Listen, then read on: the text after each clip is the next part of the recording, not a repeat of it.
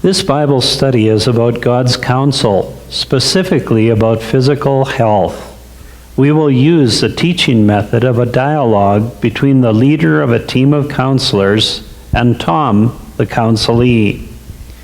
Please, let's open our Bibles and let's look up Ephesians 5, verse 18. And let's see what God tells us through Paul in Ephesians 5:18. Tom, would you read it, please? And do not get drunk with wine, for that is dissipation, but be filled with the Spirit. Thank you. Tom, according to the first part of Ephesians 5:18, what should you not do? Get drunk with wine, for that is dissipation. That's correct. When you get drunk with wine, you are under the control of the wine.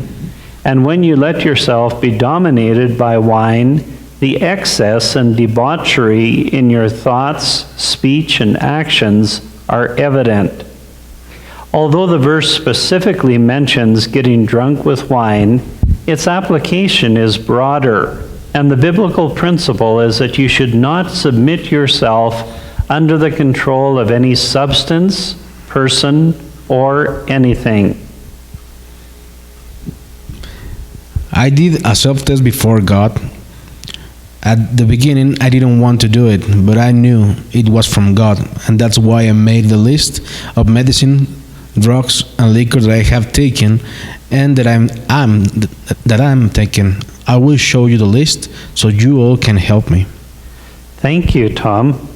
It will help you also if you identify and mark in the list your practices of sin and temptations to sin that are related with each of the items on the list. Why should I identify the temptations to sin with my body? You identify them so that you can be alert in advance, so as not to expose yourself to temptations, and so that you will take steps of obedience to God when you are tempted to sin. The emphasis is not on focusing on temptations, but the emphasis is on focusing on thoughts, speech, and actions under the control of the Holy Spirit. Tom, according to the second part of Ephesians 5:18, what should you do? Be filled with the Spirit.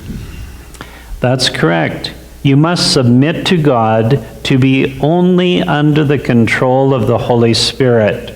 You should not submit to evil to be under the control of wine or any other substance, any circumstance, any person, or anything. Should I examine myself to see if I am submitting myself under the control of the Holy Spirit or under the control of someone or something else?